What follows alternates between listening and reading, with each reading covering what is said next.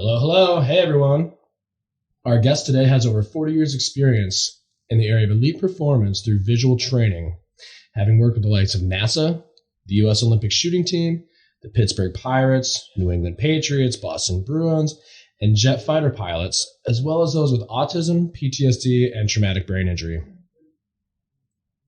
As president of the Elite Performance and Learning Center, he's pioneered the area and has developed zone-inducing technology. Give it up for my friend, Dr. Joseph Trachtman. My name is Brian Schoenborn. I'm an explorer of people, places, and culture. In my travels, spanning over 20 countries across 4 continents, I've had the pleasure of engaging in authentic conversations with amazingly interesting people. These are their stories, on location and unfiltered. Presented by 8B Media, this is Half the City.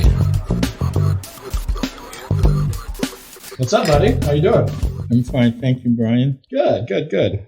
So let's just dive right into it. I mean, you've got a pretty interesting background, right? I mean, not only do you have the 40 years of experience and stuff, but when you're dealing with elite performance, typically I would think of somebody that has a pretty, strong sports background. But for those of you listening at home, you can't see the fine doctor here. You don't really strike me as a jock, right? So for those listening, we're in Seattle. Dr. Trachtman's what? 5'1"? Maybe not that short, but you're probably what, like 5'4", 5'6", something like that? I used to be 5'7", and due to aging, I've shrunk a little bit, but I'm about 5'6". 5'6", okay, 5'6", maybe a $120 soaking wet. I'm just kidding. But not a large man. When I was performing, I was about 135. 135 when you were performing? Mm-hmm. Performing what? College athletics. I was the 137-pound wrestler in college. Wow. I was the team pole vaulter. So you wrestled and track and field in college? Yes. Yeah, that's amazing. Like you don't strike me as the type that yeah. So that would compete at those levels. I long jump, mm-hmm. and I was sprinted, mm-hmm. and I was on the college record-setting 440 relay team. Back then, wow. We used yards and not meters. So how did you? How did you get into college sports? I mean, I remember when we were talking offline, you were mentioning something about like junior high school. Okay. Things along those lines. They didn't have junior high when I was in school. Oh, okay. We had dinosaurs, things like that. But we didn't have dinosaurs. We didn't have junior high schools. Mm. I've been thinking about how I got into the concept of elite performance. Mm-hmm. And I remember when I was in Little League, when I was 11 years old, I liked to steal bases because I was very fast. And in Little League, you can't steal, you can't move from the base until the ball goes past the batter. Mm-hmm. Right. Whereas in other leagues, like when I played Babe Ruth League and post American Legion, mm-hmm. and professional, you could leave anytime you want. It's, mm-hmm. You're taking a chance. Right. But in Little League, only once the ball passes the batter. So I remember vividly, and this was a long time ago, over 60 years ago. Mm. I remember being on first base and blocking everything out of my mind and waiting for the ball to go past the batter. Mm. And as soon as that would happen, I would run as fast as I could to second base. And most of the time, I was successful. Mm. Nice. I could steal third base, not all the time, or as much of the time as second base, but quite often. And I think I even stole home plate once or twice. Wow. That's impressive, because, stealing second is one thing, right? But they've got to throw the ball all the way across the diamond. But, like, going from second to third, that's a much shorter distance, right? Well, or stealing home, for that matter. Little League, it's 60 feet. Right. Mm-hmm. And the throw is also 60 feet. Right. From the catcher to the third baseman. Mm-hmm. But stealing home, so how do you, you've done that a couple of times, but how did you, what was your, you remember what your, this was Little League a long time ago, but I would be on third base, mm-hmm. and I would watch the ball very carefully. And as soon as it went past the batter, I would start to come off the base. And if I saw the catcher fumbling or being not comfortable, I would take off very fast. That's so cool. Like, that's kind of like, that's the stuff you see in movies, right? Like the feel-good movies where, like The Sandlot or something like that, where the kid takes that chance and it's, he gets it, he scores home, and it's like, crowd goes wild, right? Because it's so rare. Nice. So that kind of got your your start into. I mean, if you're drowning everything else out, like what kind of, like, what were you experiencing? What were those first inklings when you were that age? I didn't think much about it then. Mm-hmm. When I was pole vaulting in college, so beginning of my sophomore year, I went to the track coach, and I said I want to pole vault. So he looked at me and had the same attitude that you just said. Trachtman, you don't look like what you could even get across the street okay. And I said I'd like to pole vault. And so he said, well, you don't have the upper body strength. I said, well, that's strange that you mentioned that, because the wrestling coach, who was world renowned, who was on the Olympic Committee and one of the top refs in the whole world, he made me the 137-pound wrestler, and at that time I weigh 133 pounds. So apparently he thinks I have upper body strength, because or else he would have put me down to 123 pounds. Right. So I said, just give me some tests to do and see. I'm not going to argue with you. If you say no, but give me a chance. So he said, all right, go downstairs and suit up and come up to the gym. So I go downstairs and I put on the gym stuff, come upstairs. He said, okay, climb up the ropes, do this, do that, all the stuff. I did everything very easily. And he said, okay, go downstairs, take a shower, change your clothes, and come to my office.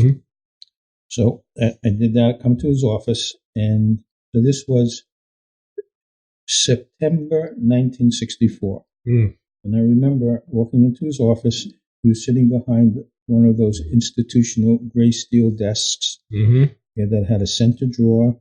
It had another drawer to the right, and on the bottom right had a drawer that would hold file folders. Right.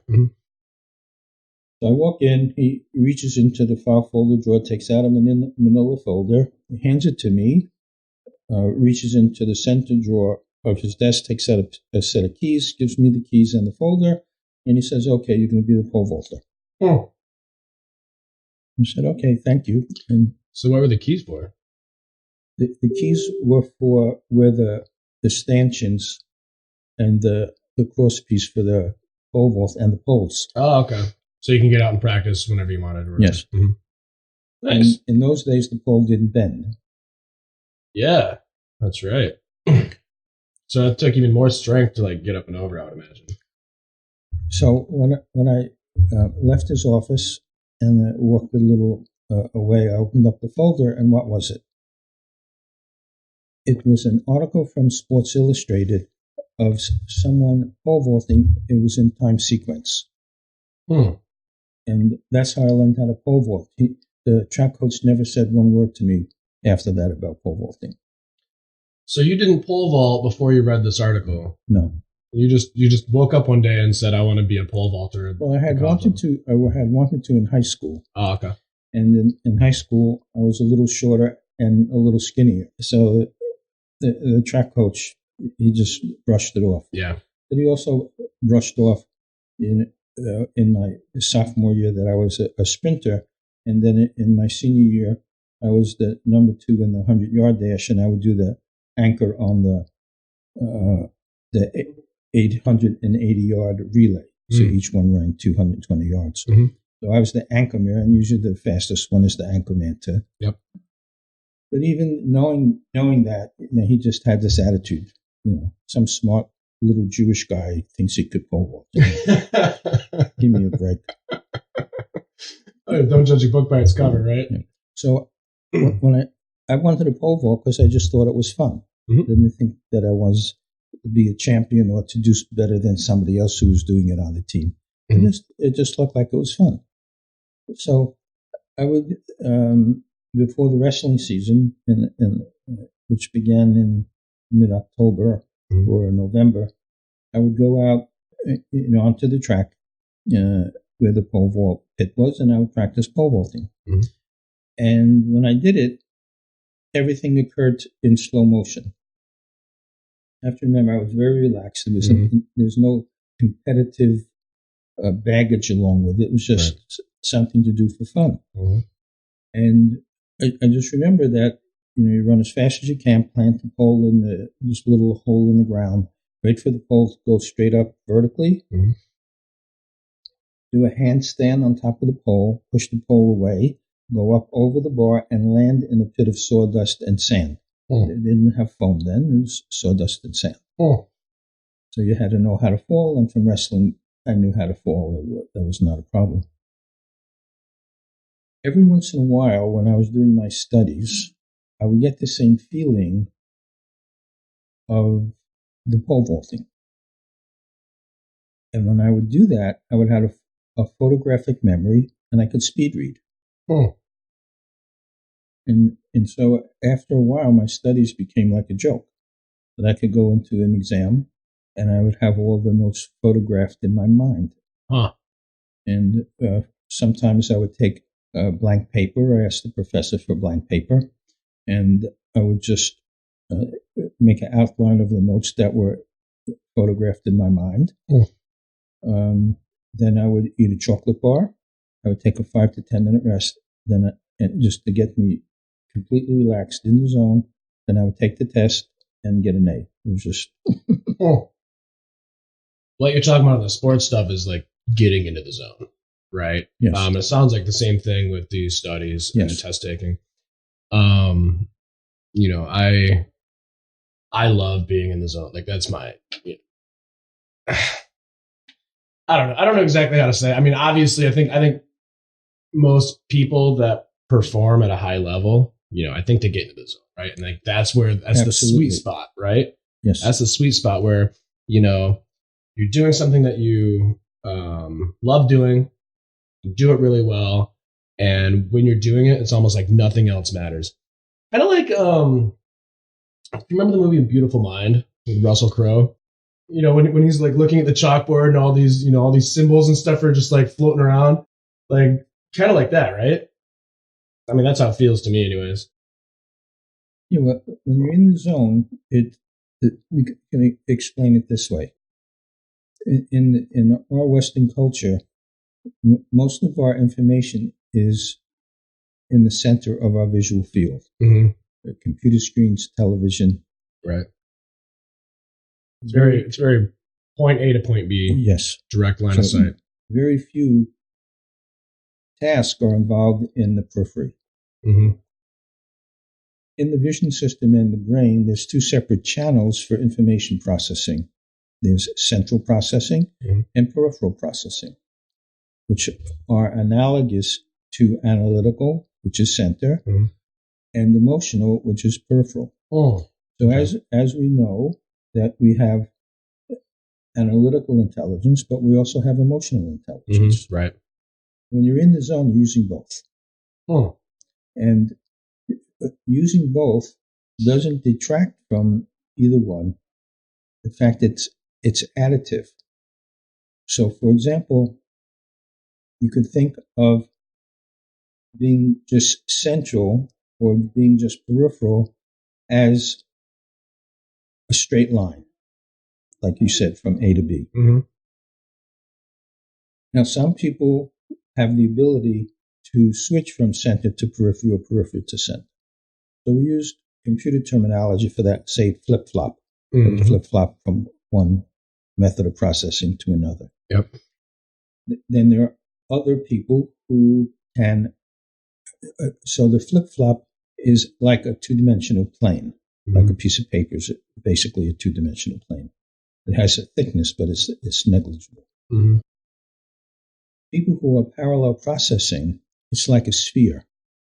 If you can imagine in your mind the difference between a line, a plane, and a sphere. The sphere has tremendously more volume than the other two. Well, in fact, the line doesn't even have volume. Right.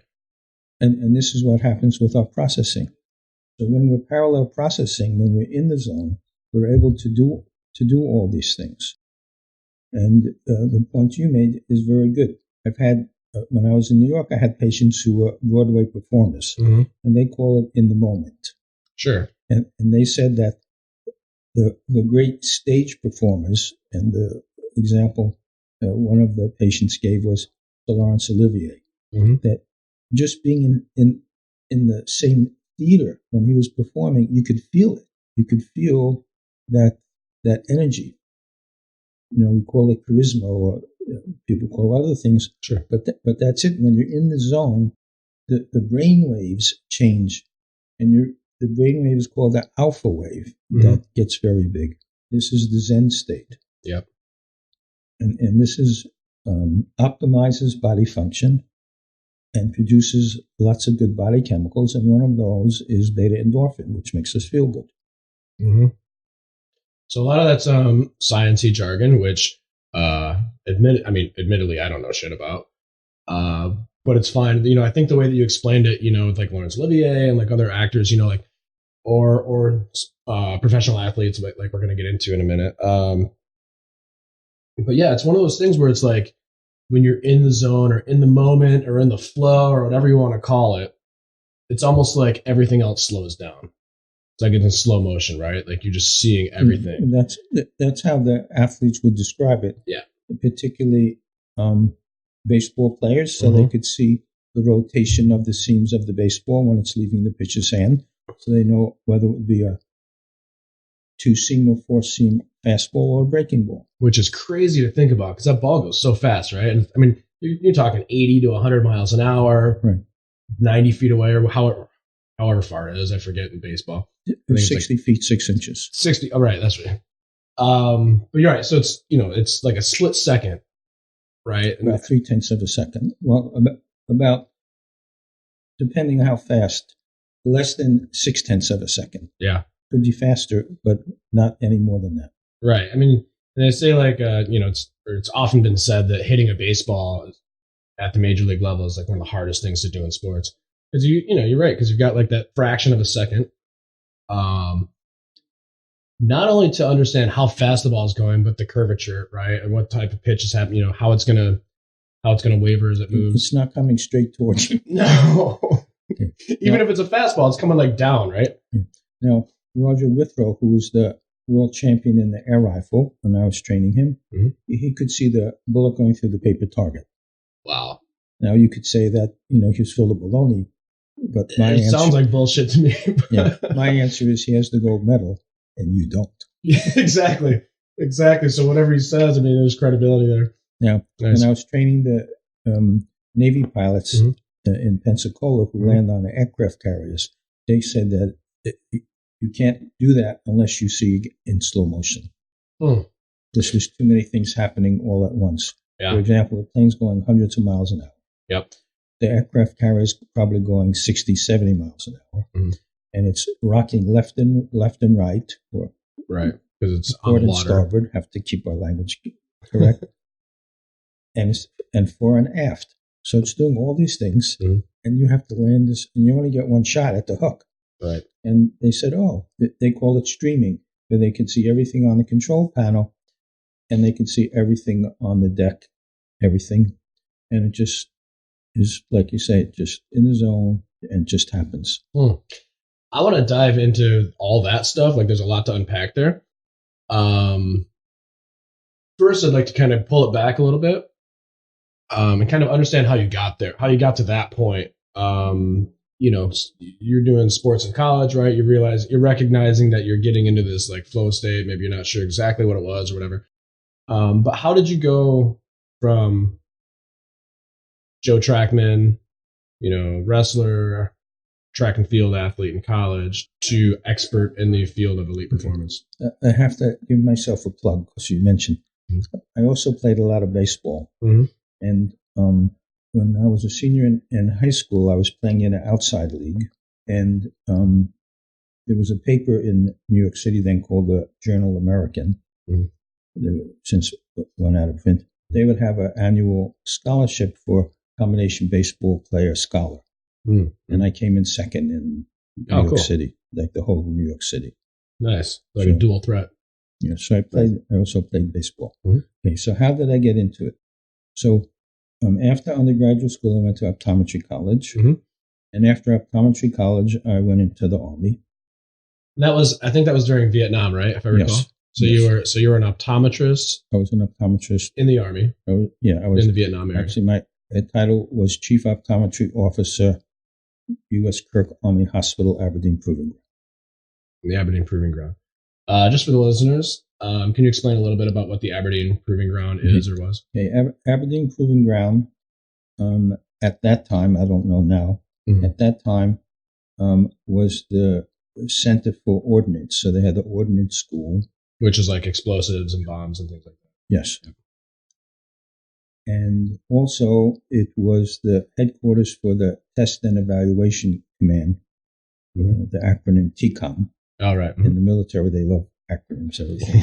Indeed. When you first get your orders, you're trying to read that. You have no idea. You're like, what am I? You're like, where am I going? What is this? Yeah. My brother was in the Navy Reserve, so when I got my orders, I have him come over and read them to me. I said, what is all this stuff? And he was laughing. So TCOM is where they would test all the advanced weapons. So at that time, it was 1970, they were testing the laser tank. Laser tank? Yeah, we use a laser rangefinder to pinpoint targets. Oh, okay. Nice. 50 years ago, that was a novel. Technology's changed a little bit since then. So Aberdeen, at that time, a population of 40,000. And you're coming from Brooklyn. I'm coming from Brooklyn. There's probably 40,000 people on my street. I know, right? Funny. So my clinic was open from 8 to 4:30, and then by 5:30 they pulled the sidewalks in, and I'm sitting there in my apartment twiddling my thumb and said, now what am I going to do till 8 o'clock in the morning? Right. So fortunately, I got accepted at the Johns Hopkins University. They had a graduate program, master's program. And during that program, I started to learn about biofeedback. And so I thought biofeedback would be a very interesting application of vision training. And so when I was discharged and came back to New York, I wanted to pursue a PhD in experimental psychology. Real quick, I want to back up a second. Can you explain the concept behind biofeedback? Like, what is that? Yes. And then how that fits into vision training that you're talking about? Okay. Biofeedback, it can be defined as becoming aware of a body function or process that you're not normally aware of. Okay. For example, if you want to do biofeedback of finger temperature, which is very helpful for people who have migraine headaches, we would use a sensor that's not sensitive just to 1/10 of a degree, like a regular thermometer that you would use, like 98.6 or 100.2, whatever. It would be sensitive to 1,000th or even 1/10,000th of a degree. Wow. So a very, very small change, you measure a very, very small change in your temperature and then produce a very big sound or light display corresponding to that very small change. And with that kind of feedback, you can learn how to control your temperature, your heart rate, body temperature, all these different things. Yeah. So so the muscles inside the eye that focus. Being an optometrist, you're saying, okay, this concept here, can this also be applied? Yeah. Well, I had done an internship and residency in vision training. Yeah. So that was my specialty. Right. And so I was very interested in how to improve people's vision naturally. And we could do it with vision training. It would take a long time. We would get good results. But sometimes it would take a very long time, and a lot of patients would drop out before they could get good success. So you can actually improve your eyesight without, just needing to use glasses or LASIK surgery or something like that. Yes, exactly. And we can do it for whether you need glasses or you have a lazy eye, or one of your eye turns, whatever vision problem there is, we can do vision training for it. Hmm. Now they call it vision therapy, then they call it vision training. So you're getting into the biofeedback, right? And you're saying, hey, how can I apply this towards vision training?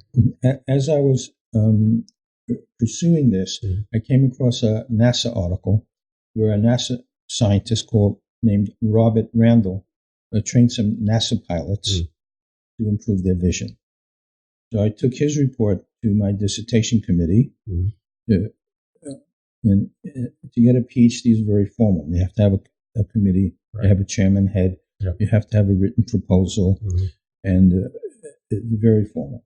A lot of hoops to jump through. And the proposal has to be substantial.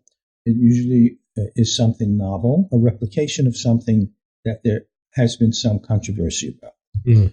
So I brought to their attention something novel, being able to take people who wear glasses and give them the biofeedback training to see if that would be helpful. Whereas the NASA research was done with astronauts who were almost supermen.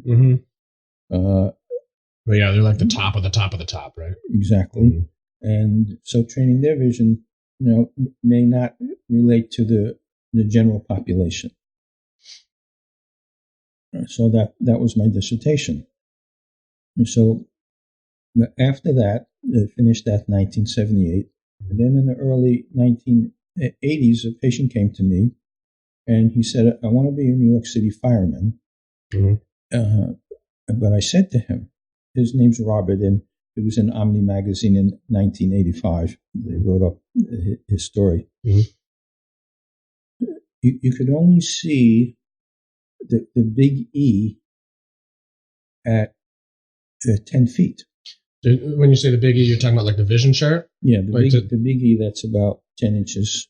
Like the biggest thing at the top. Right. So you go through and you read the different letters. Right. So that's all you could see without your glasses. That you have to be able to see 20/30, which is about 1.5 inches. Yeah. Without your glasses to pass the fire department. So he's basically like blind, right? I mean, almost legally blind. Legally blind means that with glasses you can't see. Oh, okay. But this is without his glasses. With the glasses he could see 20/20. Smaller letter. But without his glasses, that all. But the fire department regulation was you had to see 20/30 or maybe 20/40, a much smaller letter, 1/10 of the size of what he could see. And I said, I don't think that's possible. So he said, no, I really need to do this. I don't like doing any other work. I want to be a fireman. So I said, okay, let me reassemble my dissertation apparatus that I had put away in boxes, figuring that, once it's over, it's over. And so it took me about a month or so to do it. Gave him about 15 or 17 training sessions, and he actually passed. Wow. He actually passed. And so he subsequently was retired from it. Yeah. So you're able to take the apparatus, right? So this was like a machine that you put together? It was a desktop unit that had two components. It had a head and chin rest. So if anyone has gone to the eye doctor, when he looks at your eyes with a microscope or measures your eyes. Otherwise, sometimes you have to put your head in a chin and headrest where your chin goes in a cup and your forehead goes up against the bar and to hold the head steady. Yep, got it. So that was one part, and that had the optical system that would measure how your eye's focusing, and then that was connected to an electronic box that had all the electronics in it. Back then, we had integrated circuits and resistors and capacitors and big power supplies that had to be separate. Big machines back then. Right. No tubes, but it still had a lot of bulk to it. And an LED display and buttons and knobs control and an oscilloscope, which is like a TV screen that would show the image that was being projected on the eye, so we could line up and see how people were doing. And so that was the first instrument. So did you, before you applied this with the firefighter, did you test it out or use it with other? No, it was my dissertation research. Oh, okay. So I only did it for the subjects in the dissertation. I hadn't done it with anybody else after that. He was the first one. So after the success with him, then we started to train more people who were nearsighted because I said, oh, no, we have a method to do this. And then people would bring their children in who were nearsighted or becoming nearsighted, but they were farsighted. People over the age of 40 start to have problems reading up close. So they would say, does it work for that? I said, I don't know. Let's try it. So it would work for that. Then someone would bring a child in that had a lazy eye. It worked for that. Someone came in with an eye that turns in or out. It did that. There's another condition called nystagmus where the eyes oscillate back and forth, left to right. And it worked for that. So it worked for all these different things. And that's when eventually we got to the Pittsburgh Pirates and the Olympic shooting teams because they wanted to improve their vision. So tell me a bit about the Pirates work. Like, what did you do with them? And like, First, I went down to, I think it was Sarasota, where they were doing spring training. Cool. In 1988. And the general manager of the Pirates then was Sid Thrift. So 88 was the year with Barry Bonds, Bobby Bonilla. Yep. Yeah, Andy Slight. Ben Slight. When was that their World Series run? No, they almost lost the pennant to the Mets. Oh, that's right. But it was a very close contest, and then they would have gone to the World Series. Yep. So did you wound up working with the Pirates throughout the season, or? Right. So what we did is, I trained a number of the athletes, the baseball players, and their vision improved so much that we usually do the testing at 20 feet. But at 20 feet, they could see the bottom line of everything. So we had to move it back to 30 feet.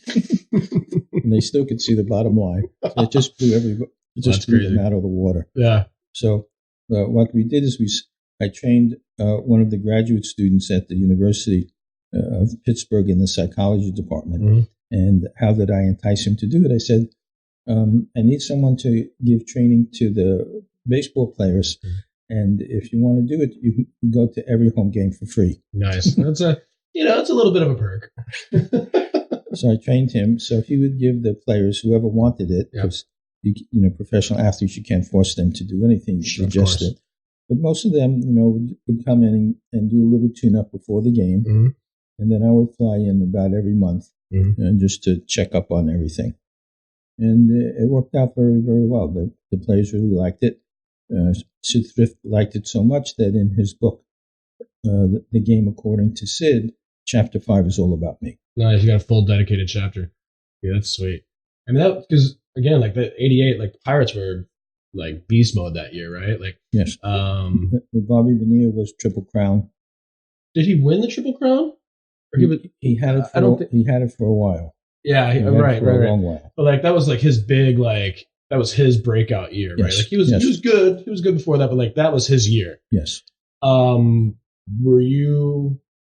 Were you working with him that year? Yes. Oh, nice. So he's probably. I'm going to take a look really quick. I'm going to see if I can see some. I want to see some stat lines. Yeah, actually, I had a very good relationship with him. Yeah. He lived in the Bronx, so number one, he was from New York City. Yep. But his father lived in Brooklyn, so anybody who lived in Brooklyn was cool, And so we got along very, very well, and it helped him quite a bit. It helped Bob walk one of the pitches, and another one of the pitches. I forget his last name. His first name was Jim. They had a whole article on GQ about him, how it helped the pitchers so much to really get focused in what they were doing when there was so much crowd noise, not be distracted. So that's when, what was that when you started realizing that, hey, it's more than just improving eyesight, but it's also like diving into the zone? So right after that, I started to measure brainwaves while we were doing the training. Okay. And that's when I discovered that when the muscles in the eye relaxed an optimal amount, that the brainwaves changed to what we mentioned before, the alpha state. This is Zen meditative state. Right. And that was novel. You can have a patent on it. Oh, because sweet. previous to that, in the literature, and it's still in books now, that when you eyes are closed, the alpha wave is big, but when you open your eyes, the alpha gets smaller. Okay, so what does that mean? that means that we were able to train people to go into alpha with their eyes open. And that was the novelty. Nice. Whereas before, people didn't think that they could do it. In the 60s, college students were doing alpha training to get the buzz out of it. I guess if they were on other stuff, they got an extra buzz. Sure. But when they opened their eyes, it would go away. So they stopped doing it. But when the players would tell me that they got into this altered state, I wanted to measure their brain waves. And having a PhD in experimental psychology, I was very familiar with those kinds of things. So we were measuring their brain waves.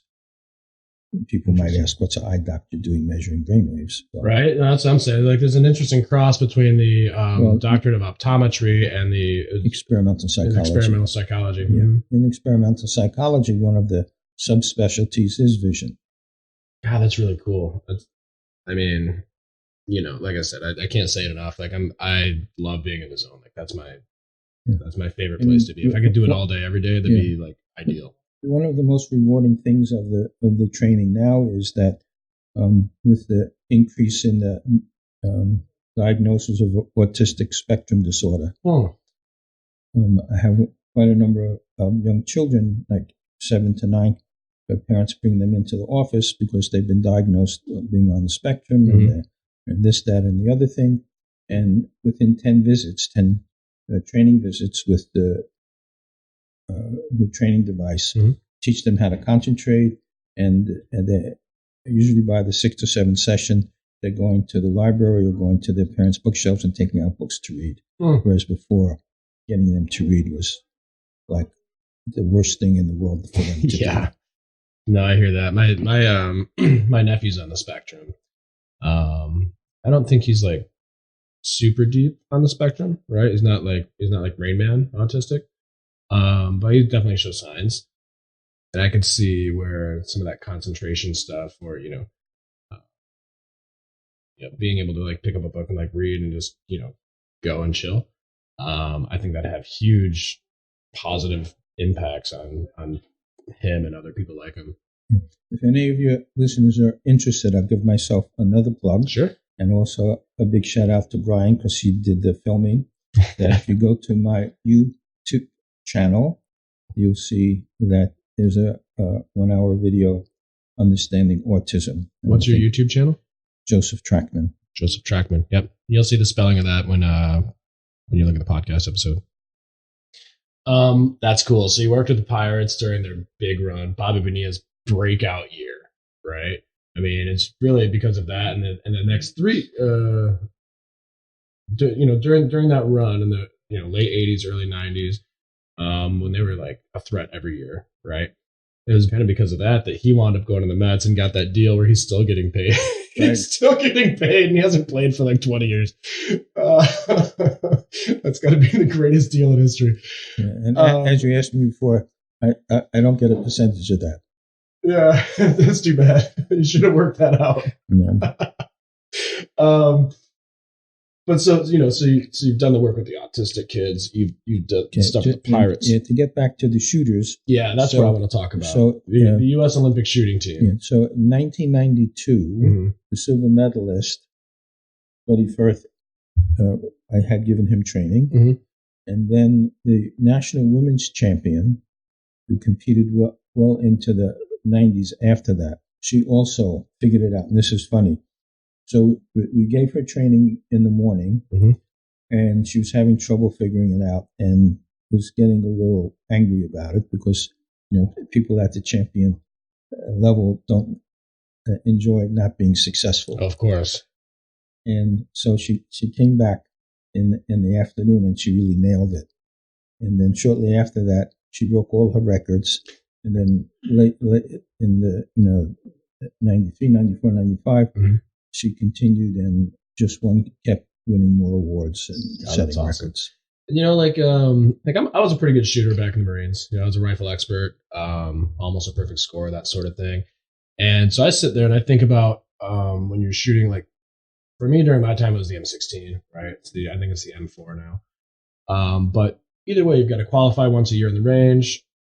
And when I was doing qualifications, you've got to qualify 3 or 4 different ways, right? One's standing, one's kneeling, one's sitting, and one's prone or laying down. So they've all got their own different challenges, but really the secret to shooting straight and shooting true, one is the breathing, right? Slow, measured breath. 2 is relaxing as much as possible, right? That's relaxing your breathing. It's relaxing your body. It's also relaxing your eye so you can keep that straight and focused. And relaxing your mind too. Absolutely. You can't be thinking about anything else. No, when you relax the mind, everything else goes. Everything else goes into a relaxed state. Yep. Like being in the zone like that, I mean, that's about as optimal as you possibly can have for keeping that aim straight and true. Right? So I could see totally how that works out for the Olympic team and how that worked out for sure. I know you mentioned you also did some stuff with the Patriots and the Bruins and things like that. Yes. Can you kind of dive into that a little bit? Hey, with the New England Patriots, the player I worked with was a offensive tackle. Mm-hmm. So, at that time, he was about 6'3", 6'4", weighed 260. Now he'd be a running back or safety. But back then, that was pretty big. Yep. And what he liked most about it was that if he could get off the line the slightest fraction of a second faster than the guy on the other side, that made all the difference in the world. Absolutely. It didn't make how big and strong you were, but if you got to jump on the other guy, that was the big benefit, and that's what he enjoyed the most about it. Now, Nice. The hockey player, the Boston Bruin that I worked with most was Kenny Linsman, and he was with the Bruins, right? He was with and he was noted for his speed on ice. So he actually told me that he had a challenge with the Olympic speed skater Eric. I don't remember his last name now. That's fine. But this guy was the gold medalist in the speed skating. Well, it didn't happen, but that's how how fast he was, and he just loved it because he said it opened up his periphery tremendously, and then he could see where everybody on the ice was, so his passing was better, and his goal shots were better. And he just loved it. You see more of the field. Like, that's kind of what I think about when I hear NFL commentators talk about great quarterbacks, for example. And usually the great quarterbacks, they see the entire field, right? And maybe they're looking to the right, but they can see that the receiver on the left is opening up or is going to open up, so they can anticipate that. They see everything all at once. Yeah, for sure. So I've spoken to quarterbacks about this, and once they step back into the pocket, that's when the whole field opens up for them if they're in the zone, and then they can see who's open, who's not open in the smallest fraction of a second. Yep. And that's how they can do it. If you're in normal vision mode, you don't understand how you can do it. Also, hockey. If you're watching hockey on a small television screen, you can't follow it. It's just too fast. So you did all this work. So you discovered this. You discovered this zone-inducing concept through biofeedback. The cross between optometry and experimental psychology. Which led to a lot of work with NASA, Pirates, the Pittsburgh Pirates, Bobby Bonilla, players with the Patriots and the Bruins and autistic kids, things like that. I heard you mention something earlier about jet fighter pilots as well. Can you dive into that a little bit? Yes. I think the best way to explain it is with this story. So around 1988, I met an Israeli, someone who had been an Israeli pilot, and he was, I think, either number 3 or number 5 of their aces. So he was, top. And I gave him the training, and usually people want to know, how to do it, and because it's an experience like riding a bicycle, you really can't tell people. So just play with the sound. Yep. Just to and we'll explain more about it. So we'll give a demo. So we do a one time, and I can see he's sort of getting it. And then the second time, he really nailed it. And he sits back with a big smile on his face. And then he says, now I know.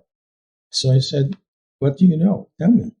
He said, when we were being trained, they told us a few things. One was that when you're in combat, and he had obviously had been in combat, or else he wouldn't have the rating of being an ace. Sure. Although your electronics are going to tell you exactly where the enemy plane is, it says they still want you to make visual contact. Yep. But when you're looking at uniformly blue sky, it's hard to focus the eyes because you're looking up close at the control panel, and now you have to get your eyes to look far away, but there's nothing out there to see. Yep. So your eyes don't know what to do.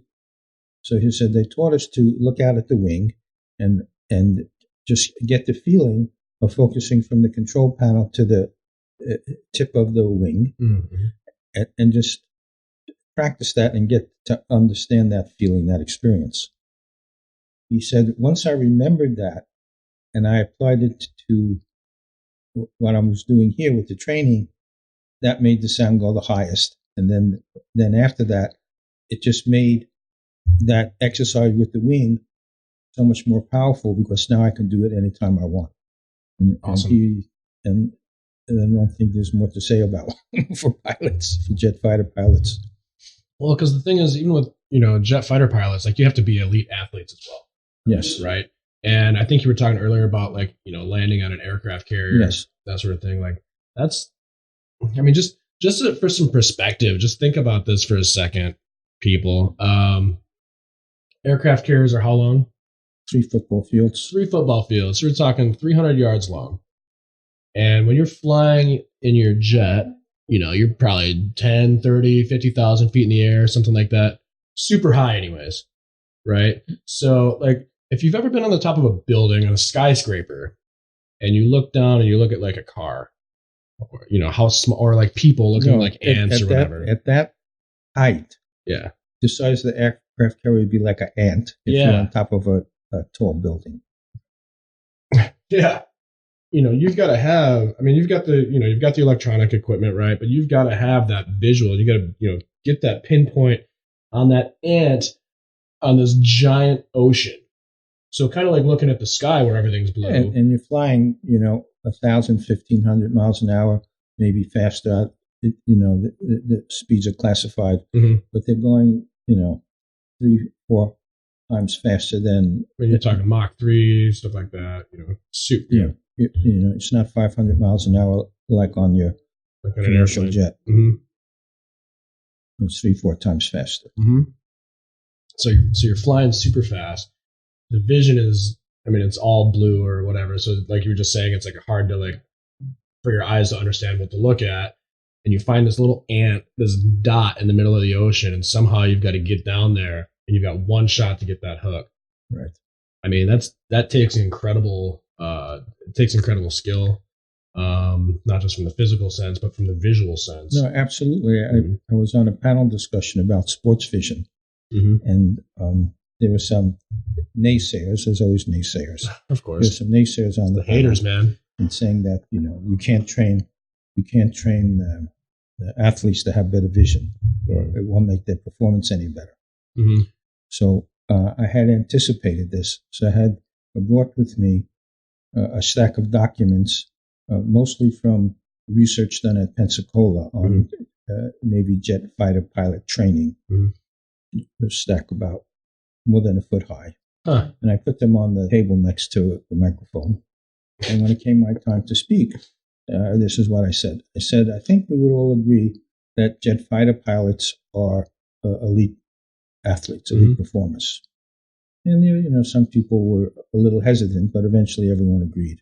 Well, if you don't understand what it takes to be a jet fighter pilot, like, they might not just click, Well, everyone there was an eye doctor, so they had a basic idea. And then I said, well, now the question is whether training improves their performance or not. I said, here, well, see all these papers here?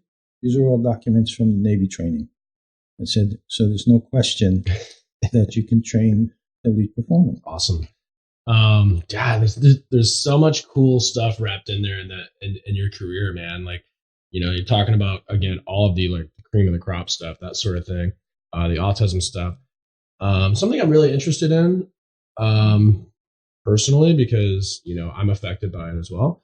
I know you do some stuff related to like PTSD too, right? Yes. And, as you know, and listeners, I mean, as you get to know me, you know that I've lived with PTSD from my military days for about 18 years, from, around the 9/11 times. You've got your Zone-Trac, right? Which is a much smaller device now, than that desktop model that you were talking about. This is more like a pair of glasses, almost. Yes. Almost. It's a prototype. You use the Zone-Trac to train those eyes, right? Yes. Biofeedback device, for all the elite performance and autism and PTSD. So how does it, how did you come across that it, helps people with PTSD, and how does that work? So as you mentioned before, I was on active duty during the Vietnam War, mm-hmm. and I saw at least 10,000 military people during my tour. Mm-hmm. And many of them had come back from Vietnam. Sure. And they didn't call it PTSD then. Right. But they all had something. Well, back then they called it like fog of war or like combat fatigue. Yeah, there's all different things. Right. Shell shock. Yes. And because of that, their experience, combined with whatever Agent Orange was doing to them, mm-hmm. Many of them came back, unfortunately, addicted to either drugs or alcohol. Right. And not blaming them. They were all good people, but this is what they were exposed to. Yeah. Very traumatic experience. Mm-hmm. And the whole rules of engagement and the whole philosophy about the war. And it's just Vietnam was a shit show. Just a mess. But anyway, I had experience with all this. I didn't know what to do with it then because nobody was really talking about it then. Mm-hmm. And I'm trying to remember, maybe 5-6 years ago, I was looking for something on the internet related to my research, and I came across a program called Homecoming for Veterans. Mm-hmm. And it's a program where you do biofeedback to veterans who have PTSD. Mm-hmm. So I registered for the program. They check your credentials and do all this other stuff, and everything was fine. And so when a veteran calls me, this is what I tell them. I said, I'll give you 10 weekly sessions at no charge. Because I'm a veteran, I have great compassion for other veterans who've had bad experiences. So this is what we do. They come in, I give them a regular eye exam to make sure that their eyes are healthy and general health, and they're not on medications that will interfere with the training. And then I introduce them to the training, and after 2 or 3 sessions, they start to have the relaxation feeling from it, the in the zone feeling. And then the next visit, I say, okay, now before we start the training today, I want you to recall the PTSD incident and get that in your mind with that emotion, and then open your eyes and do the training and substitute the relaxation feeling to the bad emotion. Oh, interesting. And doing that repetitively, they're able to do it voluntarily, and sometimes they can even do it involuntarily. Once that dark night starts coming into your head, the white night will just push it away without you even trying to do anything. Oh, that's awesome. I mean, there's so many veterans out there that have PTSD, obviously, but there's also so many people in general, like civilians and other things, where that could really benefit from stuff like that. Like there's I know a lot of PTSD affected veterans, and they go to the VA and stuff like that, and the VA just loads them up with drugs, right? And they just turn into these zombies, and nothing really helps. If you remember last week, one of the veterans who was at our gathering had a service dog, and so I asked him, when I see someone with a service dog, I think that they're blind. Yeah. So being an eye doctor, I'm curious. I said, "What's your eye problem?" "Oh, I don't have an eye problem. This is from my PTSD." So when I went to the VA, they loaded me up with drugs. Yeah. I couldn't stand it. I couldn't take them, and so they gave me the service dog. And as soon as I start to get agitated, the dog senses it and comes over and calms me down. And when I mentioned this to my wife, she said, "That's great, but wouldn't it be better if he didn't need the dog, if he could just do it on his own?" And I said, "Yeah, just getting the word out." Yeah. Interesting. I've sent some of my research on that to senators and congressmen, and other than getting a somewhat nice letter from, at that time, the chairman of the House Committee on Veterans Affairs, thanking me for my work, none of them have followed up. Isn't that funny? No, it's not. The irony of it. But the irony of tragic. It is, well, yeah, of course. But that's what I'm saying. Like, the irony of it, with these big drug lobbies and stuff like that, for whatever reason, you got all these kids, 18, 19 years old, whatever, guys and girls that, put their life on the line for the country. They went and served and they didn't even come back whole, if they came back at all. But the ones that came back a lot of them didn't come back whole. And what does the VA want to do? Say, "Oh yeah, we support veterans," that sort of thing. We're just going to load them up with drugs, turn them into zombies, and hope everything's good.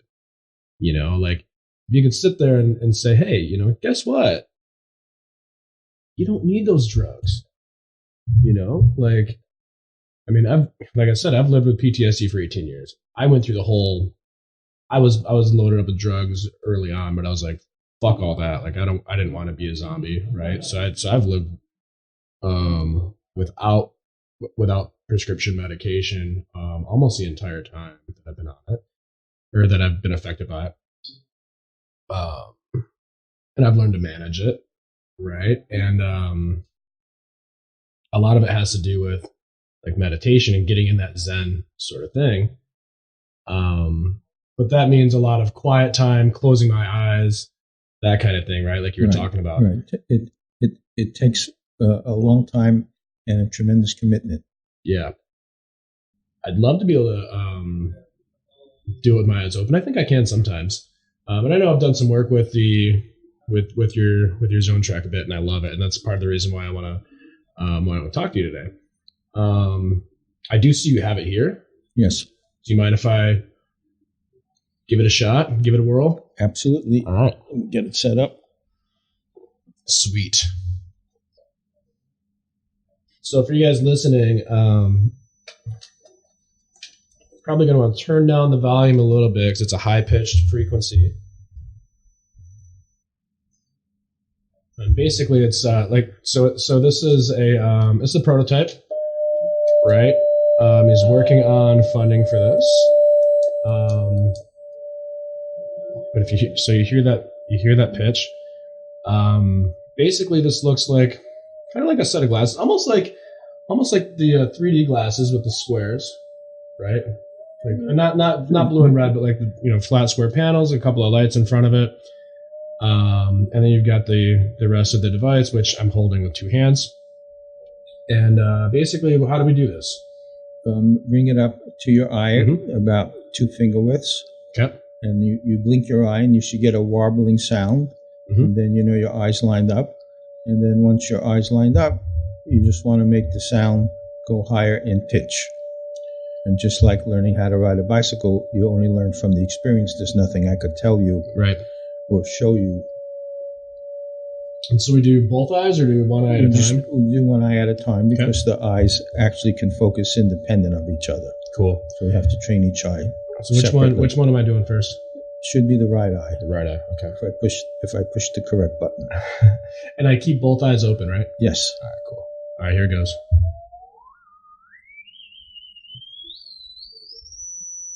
All right. You hear that? That's the sound I'm looking for, right? Yes. You're in the zone. Oh yeah. So like I'm looking at this, but I'm almost looking through it. And you're seeing the whole room. Oh, I can see my elbows. I mean, I'm leaning forward with my elbows on my knees, and I can see my elbows. I can see your shoes, Joe. I can even see that far corner of the room where the L-shaped couch ends. Yeah.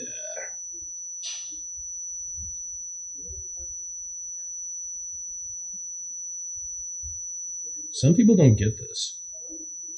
I think it takes a certain brain. So you can rest now. Yeah.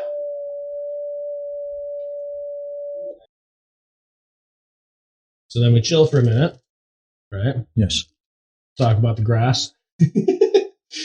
But yeah, like I could almost see. So my phone is plugged in the exact opposite corner of where I'm at, probably 100. So if my line of sight is a flat line, we're talking about a circle. That's almost 180 degrees behind me. Probably talking like 150, something like that. Yeah, 180 degrees would be flat. Oh, so it's more than 180. God, I'm an idiot.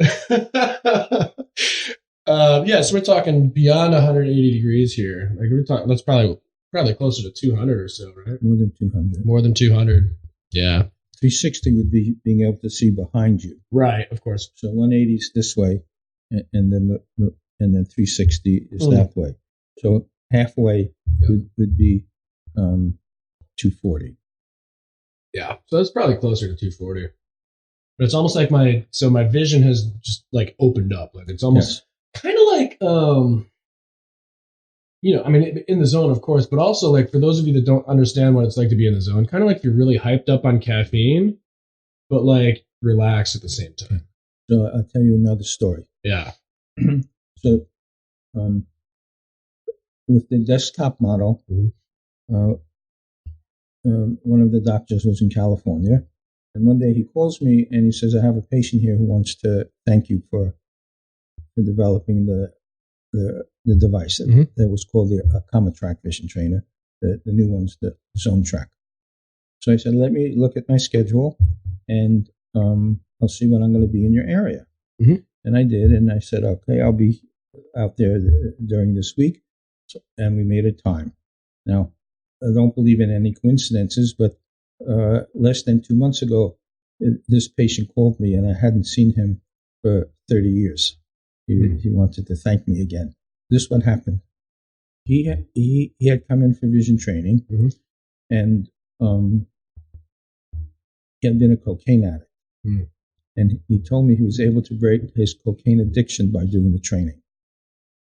Because he was able to, as you mentioned, he was able to give himself that little bit of high, but in a very controlled way, not an overpowering way, but in a natural way. What do I mean natural way?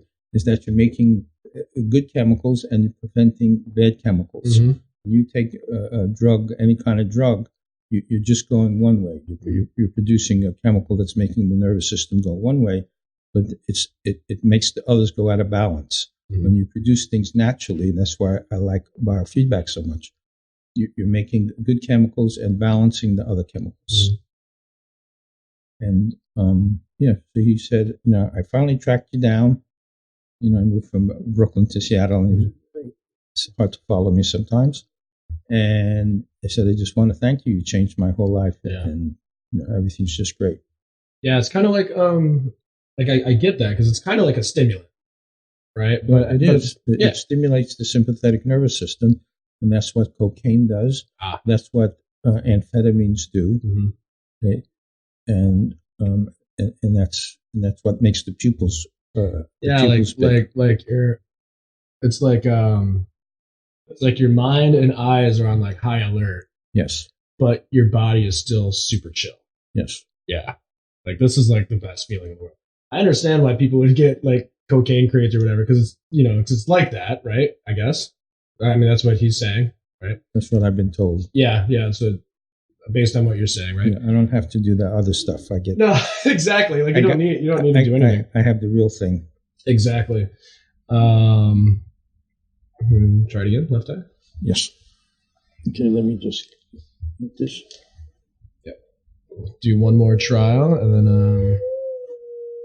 Okay. blink a few times so they can hear the wobbling sound. So I'll move back and forth. You hear that? Yeah, so then you know he lined up, and now he's going to make it go very high and go in the zone. Here he goes.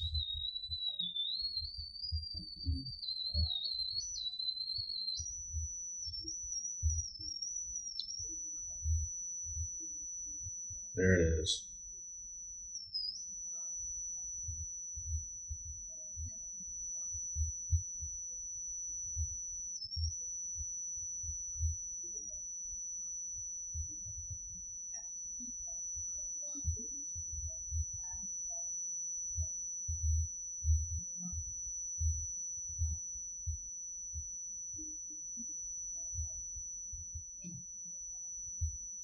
Yeah, this is awesome, man.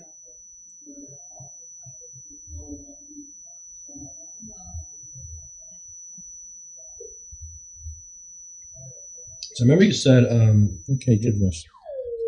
So I remember you said there's some people that, you know, they either get it or they don't. Like what, people who are very analytical, and now this is a generalization, so hope no one takes particular offense. Right. But lawyers, accountants, engineers, because they're very analytical, they either can't do this at all, or when they do it, it's done in a very feeble way, and they just don't get it or understand it. And that's unfortunate, as we have spoken many times, that most people who are in charge of funding to expand the project are very analytical. And when I give them a demo, they can't make the sound change. Really? So they see no utility in this at all. Whereas other people like you and other veterans in our program, when they do it, after they finish, they're ready to write me a check. Unfortunately, they don't have the money. Yeah. I mean, I would write you a check right now, man. I would love to take one of those home with me and just like use it every day. You know, start my day off right. Because right now, like I said, I'm like, let's go. Like I'm in. Your face is flushed. Yeah, right. I can and look at your arms; they have color now. Yeah, you have a general relaxation response. I'm ready to go, man. Like I said, I'm chill, but I'm like, and like hyper focused. You know what I mean? Like, you know, I'm sitting here looking at you, but I'm seeing everything. You know, it's almost like I can see your face, but then like right around it kind of gets a little blurry, but then everything else is like clear. If your audience could see me, around my face is a little blurry because I have a long beard. That's not a little beard. That's not a little beard. That's a fully, man. That's an impressive beard. Part of the reason why I wanted to bring you on here is to talk about that. You know, like it's I've worked with you with this. I've done several sessions, and it's done wonders for me. And you know, so what are you where are you at right now in terms of like the business cycle? So right now, we have our business plan. We have executive summary. We have sales. We have a 40-year history of success in the business. We have documentation in scientific journals. And now we're looking for funding to commercialize the product. So we want to repackage it and bring the price way down to maybe $300, $350 to make it affordable for more people. And then also to mass market it, have money to mass market it, because there's millions of people that can have the quality of their life dramatically improved just by doing the training every once in a while. And it's a shame that we see people having all kinds of problems, health problems or emotional problems or learning problems or problems at their job that can be resolved by being in the zone. Yep. Not only that, but it's just like the best feeling in the world. You know, like anybody who's done something that requires high performance, again, whether you're studying for, you know, whether you're at university or something studying, or whether you're doing a sports related thing or military related thing, or whatever the case may be, if it requires a high degree of performance and focus, you probably know what it's like to be in the zone. And the fact that you figured out how to like induce the zone, consciously induce it. Like that's just, to me, that's like, it's game changing. Clearly you're talking about the Pirates and stuff, right? Well, it is. And that's the problem, because it's a paradigm shift. Mm-hmm. And a lot of people either don't know about it or don't believe that you can change this. And one of the people in our program said to me, "I never knew you could change your brainwaves." I mean, I wouldn't know that. But you can change, and you can change all kinds of things. I've had patients who've had tumors, and once they go into a deep alpha state, the tumors start to disappear. We do it with imagery, but nevertheless, that's the way God made the body, that we could heal ourselves in many different ways, many different levels. But we all have that ability, and it's just getting that potential to come out into the real world. Mm-hmm. What would it take for you to get over the hump? Like, so you said you're looking for funding. Yeah. You want me to give you numbers? No. I'm not looking for that. But I'm just trying to. So, I mean, you say you have a hard time getting people to understand it on the financial side. I'm looking for an investor or someone who has a company or someone who would like to license it to help me get to the next stages. Got it. So it seemed to me like this would be what I'm thinking of, like, what do they call it? When I'm thinking of what vertical to place this in. Okay, so there's another vertical market I did mention, and that is one of the new hot topics, which is augmented reality. Oh, sure, AR. Because people want to get the most out of their sensory experiences. And if you're in the zone, you can do that. If you're not in the zone, no matter how good the technology is, it's not going to be the same. AR is a great vertical there. Sports, elite performance stuff, medical devices. Learning. Right? Learning. Health, vision. Yep. So all you angels and VCs out there that are focused in medical devices, sports performance, AR, definitely check into this a little bit more. Where can they find your information? My website is optometry.com. ACCOMMOTRAC.com. Sweet.